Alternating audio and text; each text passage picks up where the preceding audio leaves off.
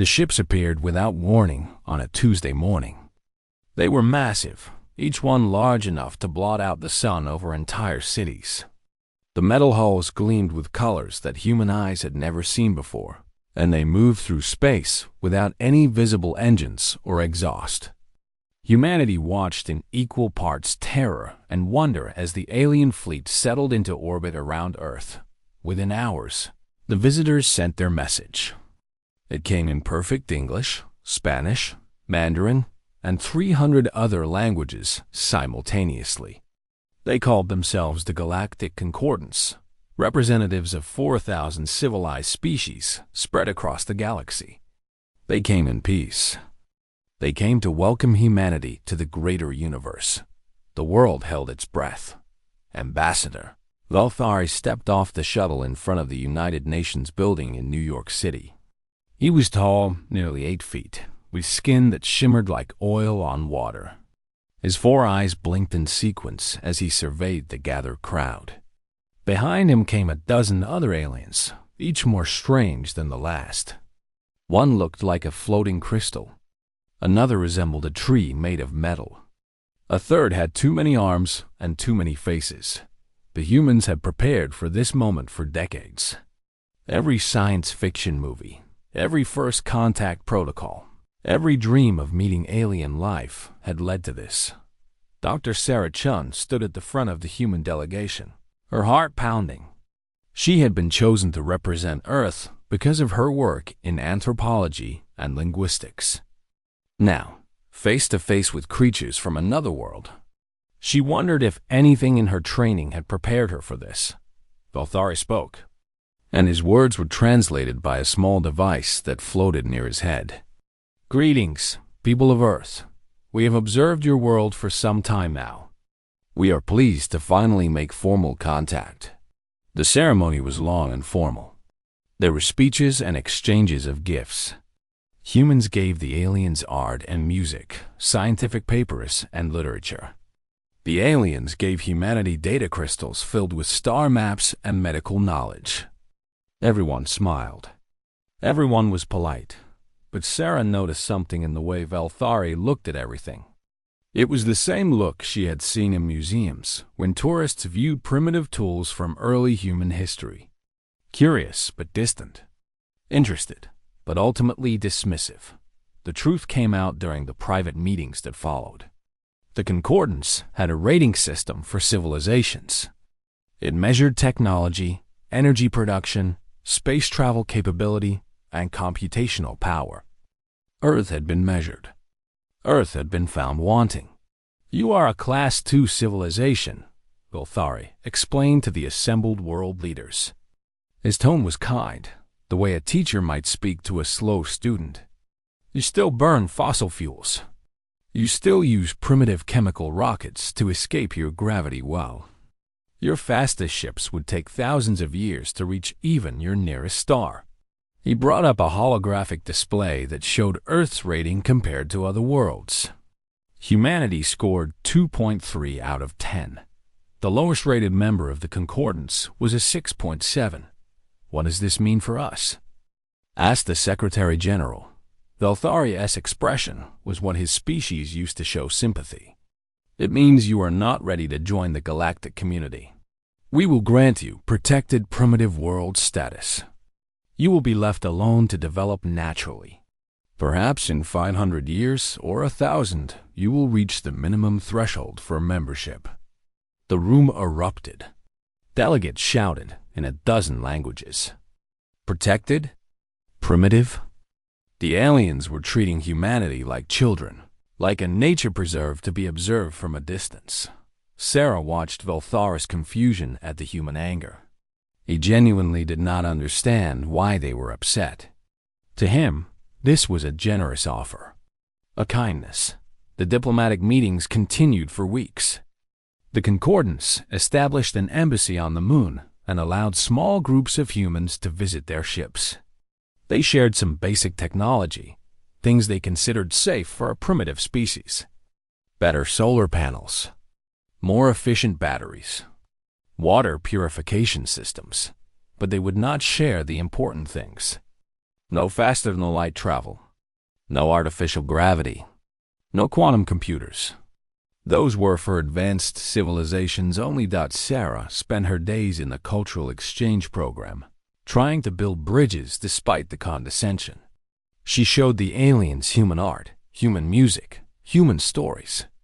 And here she noticed something strange. The aliens did not understand any of it. She played them Beethoven's Ninth Symphony, and they analyzed it as mathematical patterns. She showed them Van Gogh's paintings, and they saw only chemical compounds arranged on canvas. She read them Shakespeare, and they requested clarification on why humans would invent fictional scenarios that never happened. You have no art? Sarah asked Kellex, a junior researcher who seemed more curious about humans than the others. We have aesthetic displays, he replied, but they are generated by optimization algorithms. Your art is so random, chaotic, yet your people respond to it emotionally. It is fascinating. Sarah began to understand. The Concordance had advanced technology, yes, but somewhere along their path to the stars, they had optimized everything. Their music was mathematically perfect but sterile. Their buildings were efficient but cold. Their lives were logical but empty. On the last day before the Concordance fleet departed, Sarah gave Kellex a gift. It was a simple thumb drive, the kind kids used in school. What is this? He asked. Everything, Sarah said. Movies, music, books, games, memes, social media posts, cat videos, cooking shows, stand-up comedy. All the messy, chaotic, beautiful things that make us human. Kellex turned the drive over in his hands. Why give me this? Because I think you're curious about more than just our primitive technology. I think you want to understand why we create things that serve no logical purpose. Why we tell each other stories. Why we laugh. He looked at her for a long moment with his large, dark eyes. Your people were upset by our assessment. We were, Sarah admitted. But maybe you're right. Maybe we are primitive. We just think there might be more than one way to measure advancement. Kellex carefully placed the drive in his collection pouch. I will study this. For research purposes. Of course, Sarah said, smiling. Just research. The Concordance fleet left Earth orbit on a Saturday morning. The massive ships vanished in flashes of light that bent space itself. Humanity was alone again, officially designated as too primitive to join the galactic community. The news networks debated what it meant. Some people were angry. Others were relieved. Many simply went back to their daily lives. Sarah Chun stood on her apartment balcony that evening, looking up at the stars. Somewhere out there, Kellex was probably examining the drive she had given him. She wondered what he would think of humanity's messy, imperfect, beautiful culture. She smiled. Let them call us primitive, she thought. We'll see who learns from whom. 5 years passed. Earth became a footnote in Concordance records, mentioned only in xenosociology classes as an example of a developing world. The galaxy moved on. Humanity was forgotten. Except for one thing. It started small. In the entertainment districts of Nexus Prime, the largest trade station in the sector. A Thraxian teenager discovered something called rock music in a file-sharing network. The sounds were aggressive, unoptimized, and completely unlike anything in Concordance musical databases. The teenager loved it. Within weeks, the file spread. Young aliens across 3 star systems were downloading human music. Jazz, hip-hop, classical, country, metal. Each genre was a revelation. The Concordance had music, of course, but it was all generated by algorithms designed to produce mathematically perfect harmonies. Human music was imperfect. It had mistakes. It had soul. Parents were concerned. Teachers were baffled. But the youth kept listening. Kellex watched it all happen from his small research station orbiting a distant moon. He had never shared the full contents of Sarah's gift with anyone. The pieces of it kept leaking out. He knew he should probably report it to his superiors, but something stopped him. He wanted to see what would happen. The music phenomenon was just the beginning. A young Zentari programmer discovered human movies. She spent an entire cycle watching something called The Lord of the Rings, and was amazed by the concept of a 3-act structure. Concordance stories followed a rigid 5-act formula that had been perfected over millennia. Human stories were different. They had heroes who made mistakes. They had endings that were bittersweet. They made you feel things. She started writing her own stories using human narrative structures. Other writers found her work. They started experimenting too. Then came the restaurants. A Thraxian entrepreneur named Vexcor had always been considered eccentric. When he opened an establishment called the Earthlings Table on Nexus Prime, most people thought he had finally lost his mind. Instead of the standard nutritional dispensaries where citizens collected their daily caloric requirements, Vexcor created something bizarre. Tables, chairs, menus, staff who brought food to you while you sat and talked with companions. Dining is social experience, his advertisement said. Eat like the humans do. The critics mocked it. The efficiency experts calculated that his model wasted 47% more time and resources than a standard dispensary. They predicted failure within a month. Instead, Vexcor had a line outside his door every evening. People came not just to eat, but to sit and talk and laugh. They came for something they didn't know they were missing. Within 6 months, there were 300 Earth-style restaurants on Nexus Prime alone. Within a year, thousands across the sector. The Concordance business world noticed something else from the human files. Something called startup culture. For thousands of years, Concordance corporations had operated on long-term planning cycles. Projects were designed to take decades or centuries. Everything was carefully calculated and optimized. It was stable. It was safe. It was slow. Human businesses, especially their startups, were different. They moved fast. They took risks. They failed often, but when they succeeded spectacularly. The concept of fail fast, learn faster was revolutionary. Several corporate executives began secretly implementing human-style innovation labs. They created small teams with minimal oversight and encouraged rapid experimentation. The results were shocking. One company increased its innovation output by 60% in just 2 years. Another discovered 3 new products that would have taken decades using traditional methods. The word spread quietly through executive channels. Human business methods worked, then the military got involved. A Concordance general named Throckmur was reviewing historical battles from Earth's data files. He was looking for primitive tactics to teach cadets what not to do.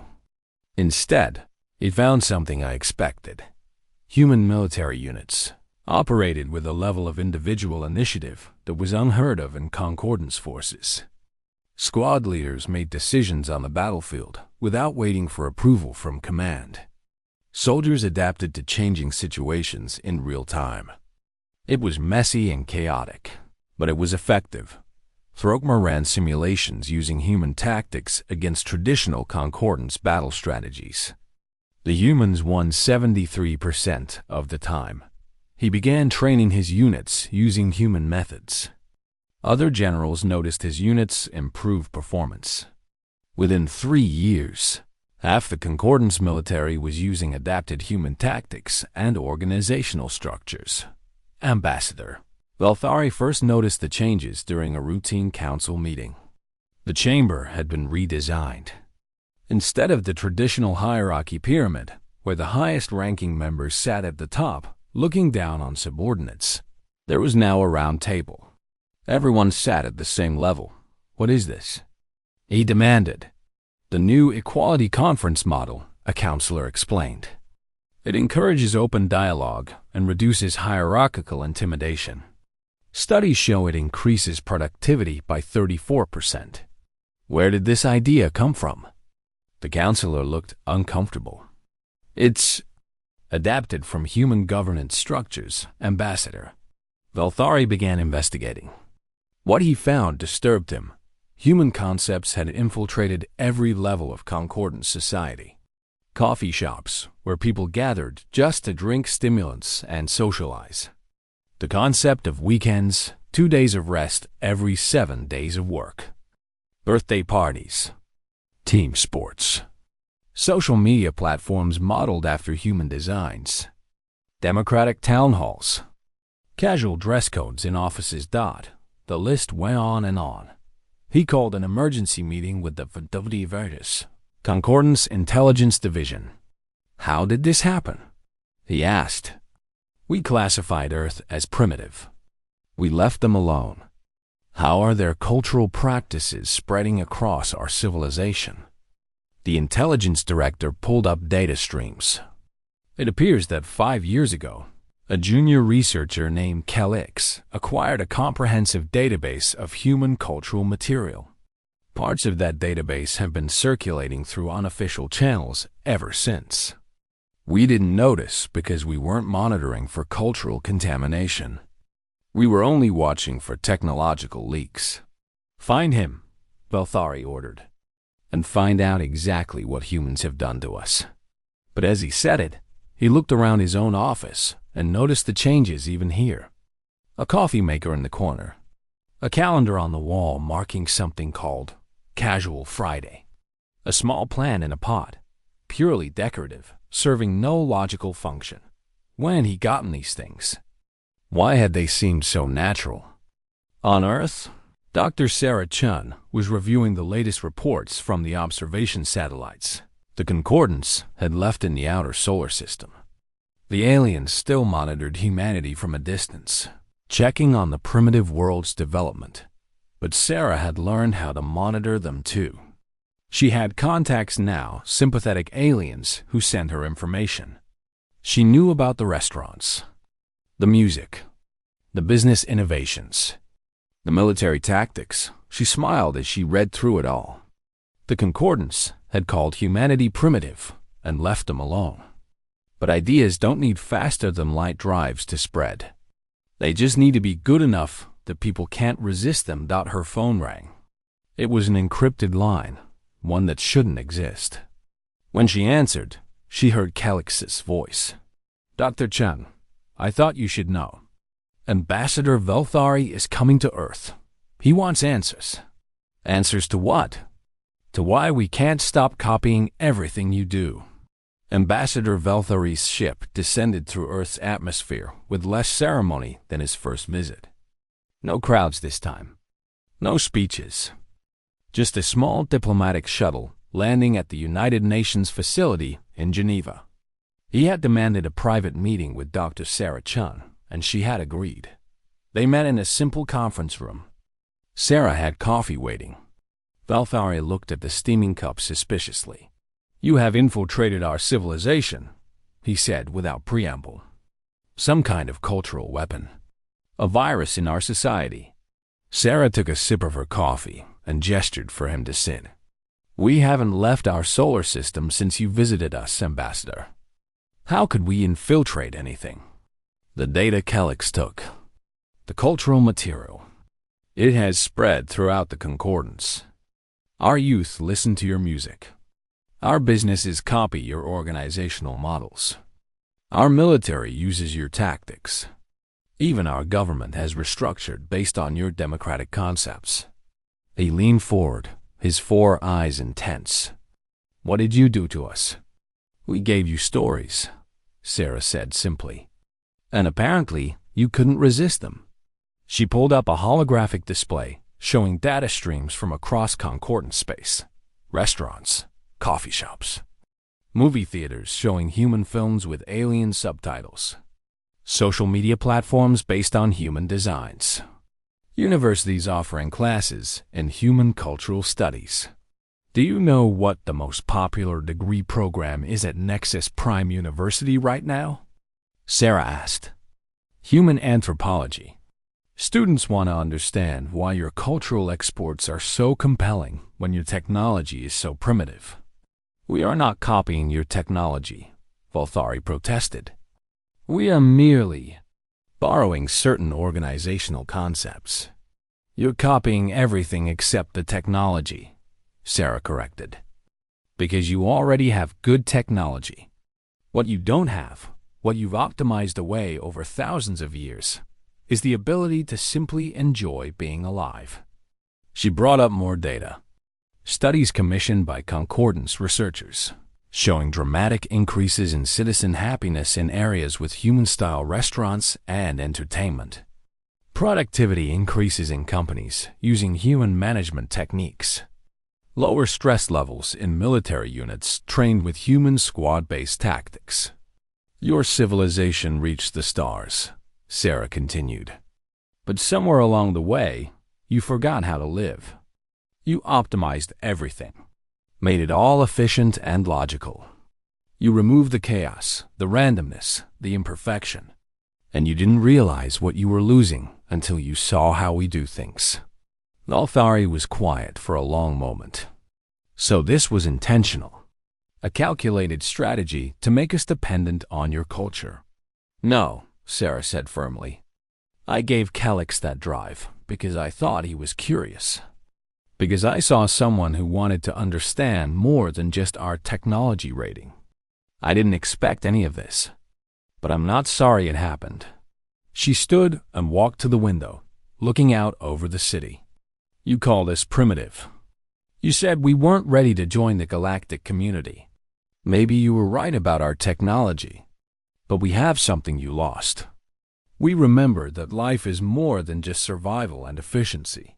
It's about connection, creativity, joy, all the messy, imperfect things that make existence worth living. The door opened and Calix entered, looking nervous. I apologize for being late. I came as quickly as I could. Valthari turned to him. You should be arrested. You contaminated our civilization with primitive cultural practices. Those primitive practices, Calix said quietly, have made the Concordance happier than it has been in recorded history. Crime is down. Productivity is up.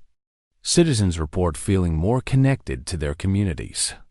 The suicide rate has dropped by 30%. Tell me, Ambassador, when was the last time you felt genuine joy? Valthari opened his mouth to answer, then closed it. He couldn't remember. I thought so, Calix said. I've been studying human culture for 5 years now. I've learned something important. They don't measure success by how efficiently they can complete tasks. They measure it by the quality of their experiences, by their relationships, by their ability to create and appreciate beauty, even when it serves no practical purpose. He pulled up his own data, research he had been conducting. I've been analyzing the spread of human cultural practices. Do you know why they spread so fast? It's not because humans planned an invasion. It's because once someone experiences a real birthday party, or listens to music that makes them feel something, or sits in a restaurant having an actual conversation with friends instead of consuming nutrients alone, they can't go back. The efficiency of our old ways suddenly feels empty. Sarah returned to her seat. The Concordance has been spreading across the galaxy for thousands of years. But you've been spreading technology, not culture. You absorbed other species into your collective, but you didn't really share anything with them. You just made them more efficient. And now? Valthari asked. Now you're learning what it means to really connect with others. You're discovering art and music and food and celebration. You're remembering how to play. Sarah smiled. We didn't conquer you. We reminded you how to be happy. Valthari sat back in his chair. Around them, through the windows, they could see Geneva going about its day. Humans rushed to work, stopped for coffee, laughed with friends. The chaos and energy of a living city. The Concordance Council has sent me to negotiate, Velthari said finally. They want formal access to human cultural databases. They want to establish exchange programs. They want to learn from you, even though we're primitive. Yes, he looked almost embarrassed. We are beginning to suspect that we may have been measuring the wrong things. Sarah leaned forward. Here's my counteroffer. You'd give Earth full membership in the Concordance. Not as a primitive world under protection, but as an equal partner. We share our culture freely, teach what we know about living well, not just surviving. In exchange, you share your technology. Help us reach the stars properly. The Council will never agree to that. You're still a Class 2 civilization. Then make a new class, Sarah said. One that measures wisdom along with technology, quality of life along with energy output, happiness along with computational power. Kellic stepped forward. I support this proposal, Ambassador. I've drafted a paper suggesting we establish a cultural advancement metric alongside our technical ratings. Earth would score very high on such a scale. Velthari looked between them. The human and the Concordance researcher who had become fascinated with humanity. Around them, Earth continued its messy, chaotic, beautiful existence. I will present your proposal to the Council, he said. But I cannot guarantee they will accept. They will, Sarah said confidently. Because right now, all across the Concordance, your people are drinking coffee, watching human movies, celebrating birthdays, and taking weekends off. They've already accepted us. The Council just needs to make it official. 3 months later, the Concordance Council gathered for an emergency session. Representatives from 4,000 species filled the grand chamber. At the center, where the hierarchy pyramid had once stood, was now a round table. The irony was not lost on anyone. Part 4, 20 years after Earth joined the Concordance, Dr. Sarah Chun stood at the entrance of the Galactic Institute for Cultural Innovation on Nexus Prime. The building was a blend of human and alien architecture, with sweeping curves and impossible angles that somehow worked together. Inside, students from 100 different species studied together, learning not just about human culture, but about the cultures of all Concordance members. Sarah was older now, her hair touched with gray, but her eyes still held the same curiosity that had driven her to give Kellic that simple thumb drive so many years ago. She had been appointed as the Institute's first director, a position she had accepted with both pride and humility. Today was special. A new species was making first contact with the Concordance.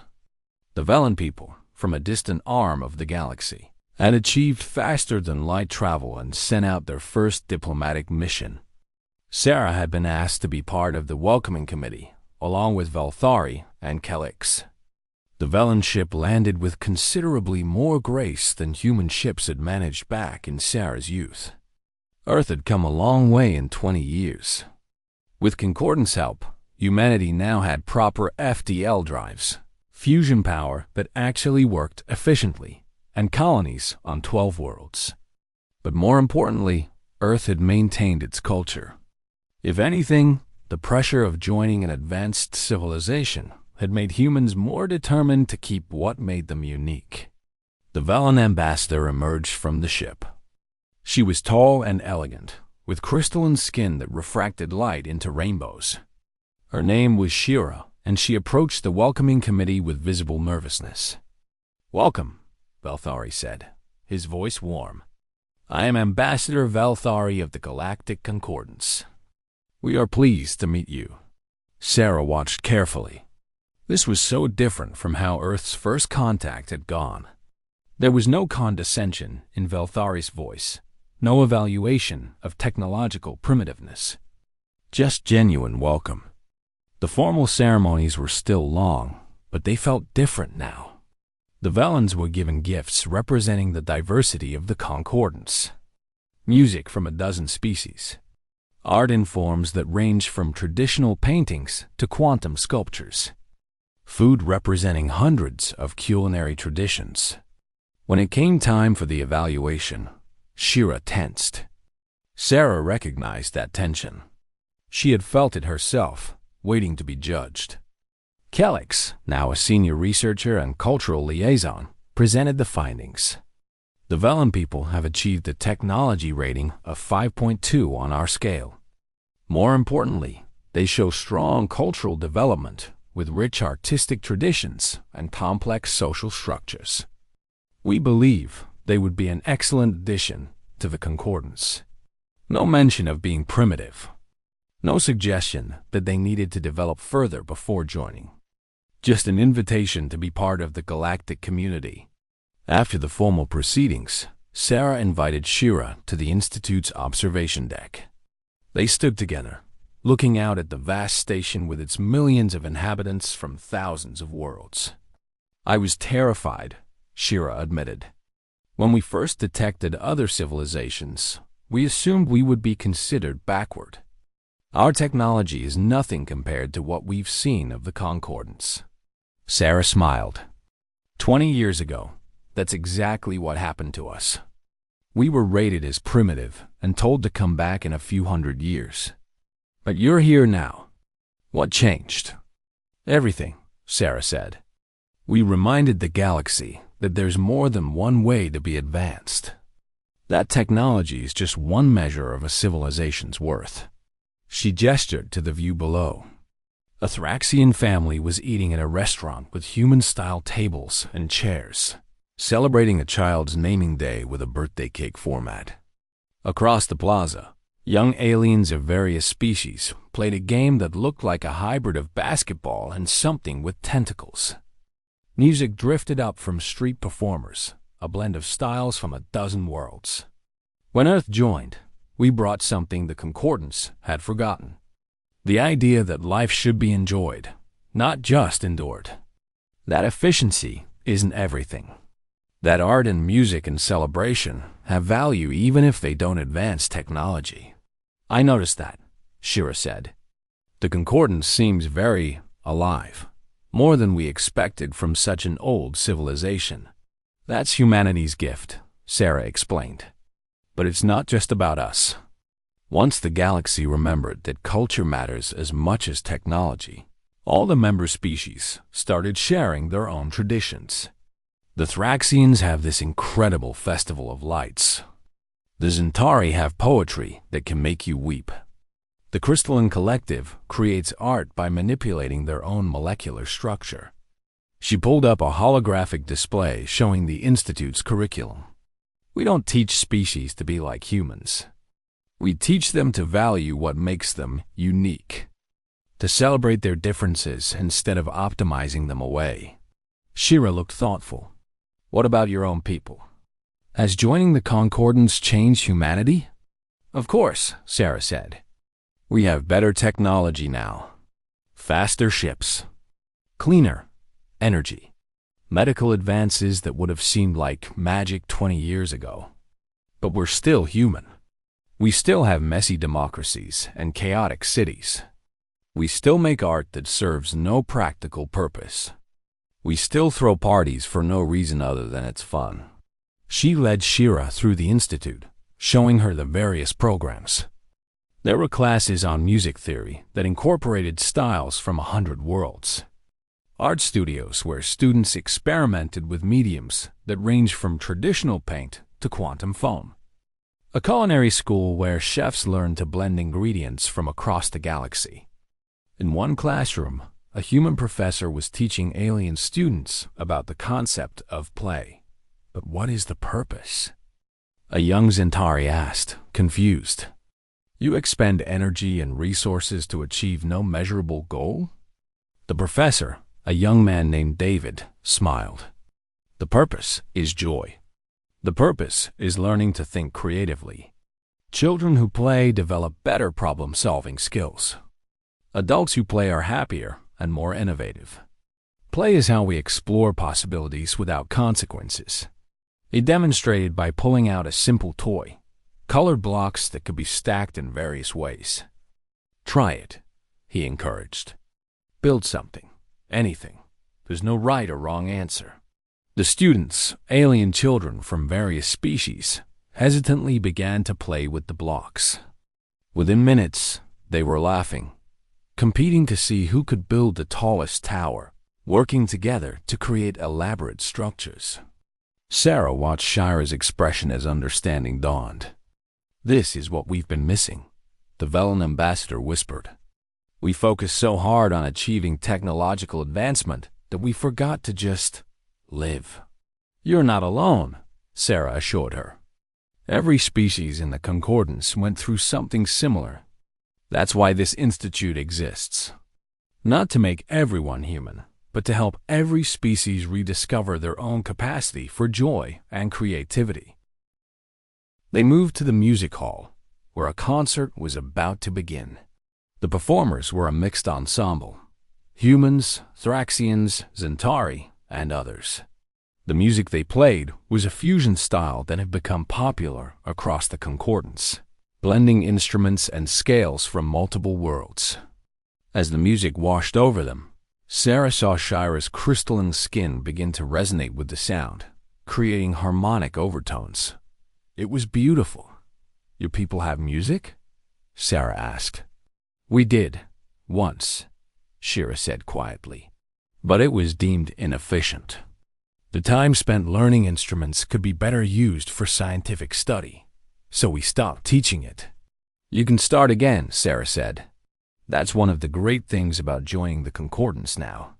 You don't have to give up what makes you unique. You get to rediscover it." After the concert, they returned to the observation deck.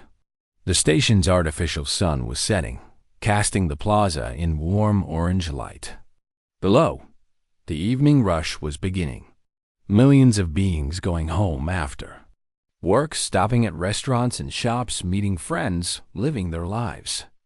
"Ambassador Velthari told me something," Shira said. "He said that when Earth first joined, he was angry. He thought your culture was contaminating the Concordance." "He did feel that way," Sarah confirmed. But now, Sarah pointed to Velthari himself, visible in the plaza below.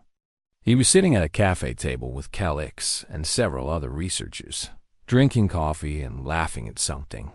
It was such a human scene that it made Sarah smile. "Now he understands," she said. "The Concordance didn't become less advanced when they started adopting human cultural practices. They became more complete. They remembered that civilization is about more than just technology and efficiency. It's about happiness, connection, beauty, purpose." Shira was quiet for a long moment.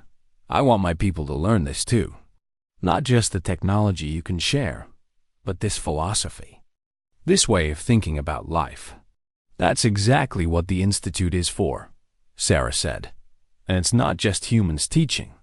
Every species here shares what they've learned about living well.